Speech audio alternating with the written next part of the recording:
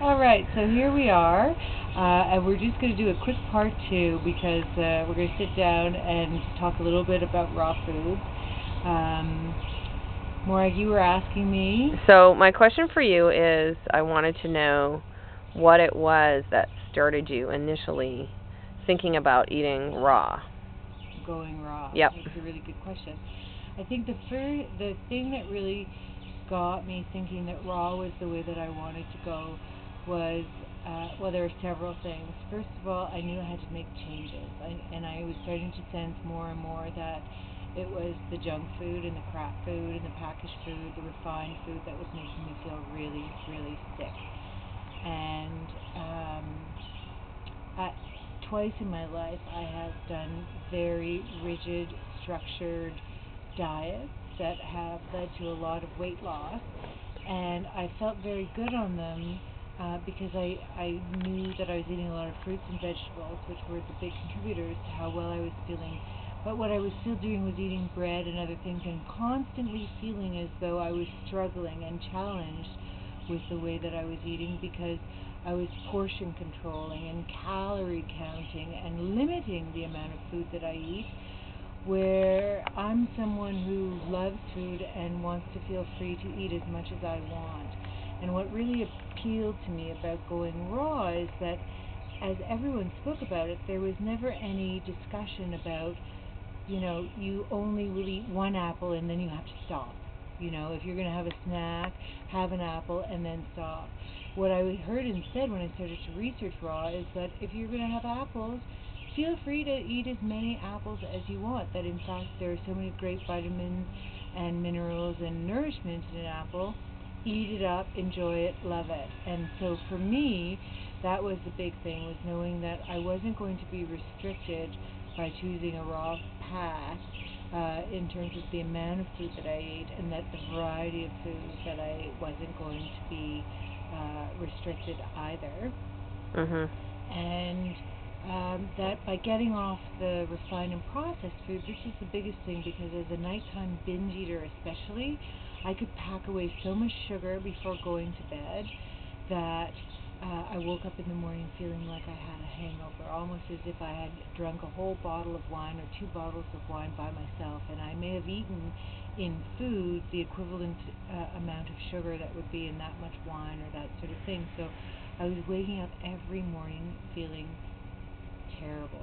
And as I was saying to you earlier, I think it would just have been a matter of time before I was diagnosed with diabetes, and it would only have been a matter of time before a lot of my internal organs and things started to, say, no, we can't do this anymore, because I was just waking up. I wasn't resting well through the night because my body was full of junk, and then I was waking up tired, and then not eating until very late in the day, and then eating more crap, and it's just this cycle. And I've talked in other videos that I've done for YouTube about how there is this cycle that starts where your body gets used to working and functioning at a level where you have so much sugar in you or so much fat in you that becomes your normal.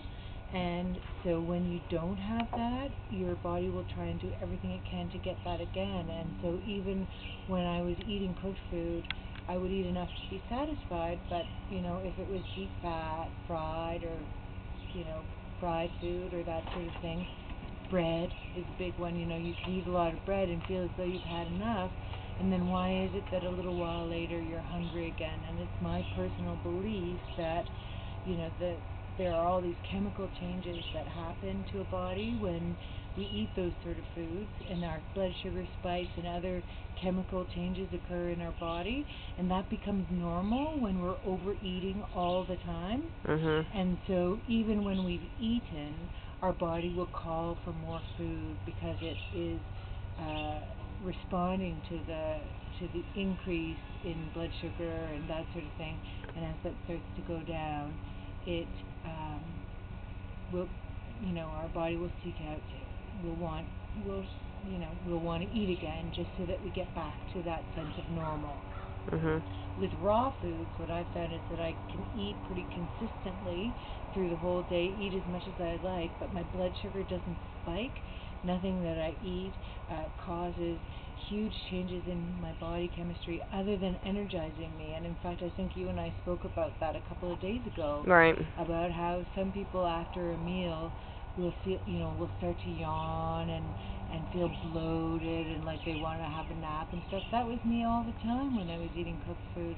Now I eat and it's good clean fuel in my body, and so I want to be active. I want to start doing something, and that's, so for me that is a benefit of being raw that I didn't even count on when I. So how did you do your research? What led you to the specific approach that you have now? Well, specifically, and I have mentioned this in another video too, specifically when it's an interview that Jason Mraz did with the BBC. And Jason Mraz is a popular singer right now. I don't know, have you heard of Jason Mraz? Well, we could talk. I love the guy. But anyways, he has an avocado farm in California, and he did an interview with the BBC, and he had brought avocados and raw food with him and was talking to them about being a raw foodist. And he brought chocolate pudding made from raw avocado. Oh, yum. And yeah, we'll make some later. And I thought to myself, if I'm going to go on a diet, I'd like to go on the chocolate pudding diet. Or like a diet that allows you to eat chocolate pudding. Like, that's all right by me. And so that sparked my interest initially into wondering, okay, so what is this raw foods thing all about? And then I went onto the internet and bought a whole bunch of books about it. And the internet is this amazing resource because you could go with your browser and find all kinds of raw food resources.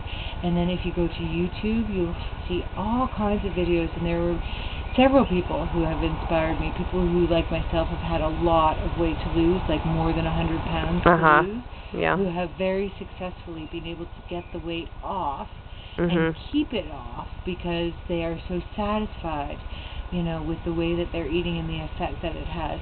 Unlike so many other diets where you follow a particular eating style until you reach a goal weight, and then what do you do? Right. Raw foods, for me, and learning about raw foodism was one of the first times I'd ever realized that I could change the way that I eat forever. Yeah.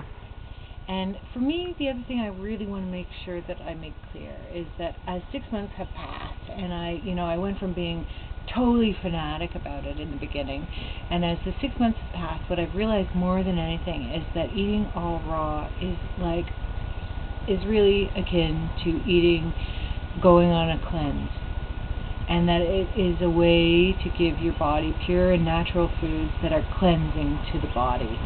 And that's what I need to do in order to get rid of all the fat that I have stored, all the toxins that have been stored over the years. I need an incredible cleanse. What I think the key, and raw foods also mean that the vitamins and minerals and nutrients in the foods haven't been compromised, whether by heat or any other factors, deep frying, all that kind of stuff. I love that concept. What I think is most important is the fact that the nutrient levels are the highest when the food is raw, but that also by choosing to go raw, everything that I eat now is plant-based. And that, without exception. And that by going fully plant-based, that is really the magic, is moving away from eating meat and other foods that contain a lot of fat or that are highly refined, even refined plants, into eating natural plant food, natural vegetables and fruit, that sort of thing. So that's why raw appeals to me, and until I get to a healthy body weight and a healthy body fat percentage, it's my intention to stay raw. After that, I would like, it's all a learning process. I'm still the newbie. I'm still new at all of this, but I believe that after that, I will make decisions about if and what I want to eat that is cooked. It is my intention, though, that whatever I may eat in the future, if it is cooked, to keep it plant-based. So that, if I'm going to eat cooked food, it will be cooked plants. Cool. Yeah. That's 10 minutes. Okay. Bye. Bye everyone.